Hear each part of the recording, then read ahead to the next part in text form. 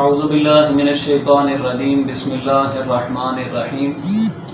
میں assistant professor Abdul Ghaffar اسلامیات subject کے حوالے سے حاضر خدمت ہوں اور تمام طلباء کو خوش آمدید کہتا ہوں۔ آج سے ہم DAE اسلامیات سیکنڈ ایئر کا لیکچر سٹارٹ کرتے ہیں۔ حسب سابق جیسے آپ نے فرسٹ ایئر میں پڑھا کہ سب سے پہلے آیات کا پورشن ہوتا ہے، یہاں بھی آیات ہی کے حوالے سے ہم بات کو شروع کریں گے۔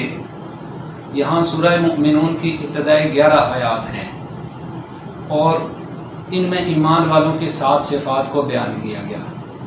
سب سے پہلے سورت کا تعارف سمجھ لیں۔ سورت کا زمانہ نزول یعنی یہ کس دور میں نازل ہوئی؟ یہ مکے کا دور متوسط تھا۔ دور متوسط سے کیا مراد؟ فرسٹ ایئر میں آپ نے پڑھا ہوگا کہ مکی صورتیں اور مدنی صورتیں، جب تک ہم اس دور کو نہیں سمجھیں گے یہ مکی اور مدنی صورتیں یہ سمجھ میں نہیں آئیں گی۔ نبی علیہ السلام کو جب نبوت ملی تو آپ کی عمر مبارک 40 برس تھی، پھر جب آپ نے ہجرت فرمائی تو آپ کی عمر مبارک 53 برس ہو گئی۔ یہ جو 13 سالہ دور تھا یہ مکی دور کہلاتا ہے۔ اس میں جو صورتیں اور آیات نازل ہوئیں یہ مکی صورتیں یا مکی آیات کہلاتی ہیں، اور جو 53 برس سے لے کر 63 برس وصال تک جو 10 سالہ دور گزرا اس کو مدنی دور کہتے ہیں۔ اس میں جو صورتیں اور آیات نازل ہوئیں ان کو مدنی آیات کہتے ہیں۔ اب مکے کا جب دور متوسط تھا یعنی 13 سالہ دور کا جو درمیانی عرصہ تھا اس میں یہ آیات 11 آیات اور سورہ مؤمنون نازل ہوئی۔ حضرت عمر فاروق رضی اللہ عنہ اس میں ایمان لا چکے تھے۔ آپ فرماتے ہیں کہ ہم نے نبی علیہ السلام پر نزول وحی کی کیفیت کو محسوس کیا۔ جیسے فرسٹ ایئر میں آپ نے پڑھا ہوگا کہ نزول وحی کی مختلف کیفیات ہوتی تھیں۔ مثلا جب نبی علیہ السلام پر وحی اترتی تھی تو آپ پر سردی میں پسینہ آنا شروع ہو جاتا تھا، یا گھنٹی سننے کی آواز آپ کے پاس محسوس کی جاتی تھی، یا آپ کے پاس شہد کی مکھیوں کی بنبناہٹ جیسی آواز محسوس ہونا شروع ہو جاتی تھی، یا نبی علیہ السلام اگر کسی سواری پر بیٹھے ہوں تو وہ وزن کی وجہ سے دب جاتی تھی، یا اگر کسی کے ٹانگ پر ٹیک لگا کے بیٹھے ہوں تو وہ یہ سمجھتے تھے کہ آئندہ میں چل نہیں سکوں گا، اتنا بھاری برکم ایک چیز محسوس کرتے تھے۔ یہ مختلف کیفیات تھیں جو نبی علیہ السلام پر نزول وحی کے وقت طاری ہو جاتی تھیں۔ اس وقت بھی حضرت عمر فاروق رضی اللہ عنہ کہتے ہیں کہ ہم نے نبی علیہ السلام کے پاس نزول وحی کی کیفیات کو محسوس کیا تو ہم ٹھہر گئے کہ تازہ آئی ہوئی وحی کو سن لیتے ہیں۔ تو نبی علیہ السلام جب اس کیفیت سے فارغ ہوئے، قبلہ رخ ہو کر بیٹھے، تو آپ نے فرمایا کہ مجھ پر اس وقت سورہ مؤمنون کی ابتدائی 11 آیات ایسی نازل ہوئی ہیں کہ جو آدمی ان پر پورا عمل کرے گا وہ سیدھا جنت میں جائے گا۔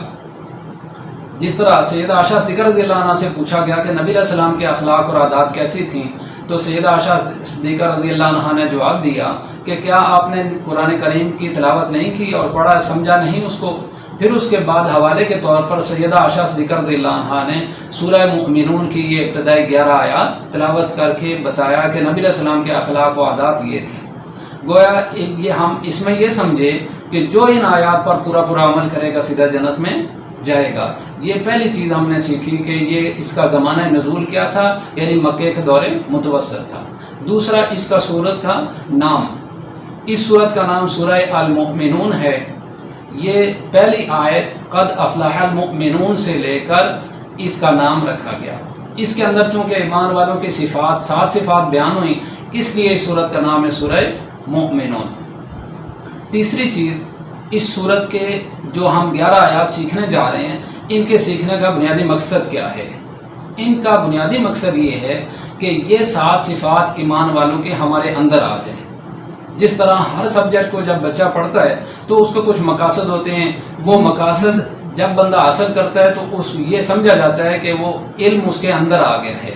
ہمارے ذہن میں تو یہی ہوتا ہے کہ میں یوں پڑھوں گا نمبر اچھے آ جائیں گے، فلان میڈیکل سے یوں حل کروں گا یوں نمبر اچھے آ جائیں گے، ہم نمبروں کے چکر میں پڑے رہتے ہیں۔ حالانکہ سبجیکٹ نمبروں کے ساتھ ساتھ جب تک اس کے اوپر پوری مہارت نہ ہو، وہ ہماری زندگی میں کام نہ آئے، وہ کسی کام کا علم نہیں ہے۔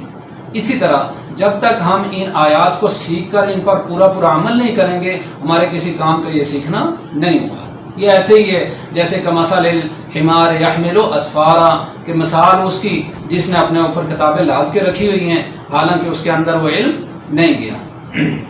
جس طرح حضرت صدیق اکبر رضی اللہ عنہ کے بارے میں مشہور ہے کہ حضرت صدیق اکبر رضی اللہ عنہ کہتے ہیں کہ میں نے 6 برس لگائے سورہ بقرہ سیکھنے میں، حالانکہ ان کی پیدائشی زبان عربی تھی۔ اب 6 برس لگائے سورہ بقرہ کیسے؟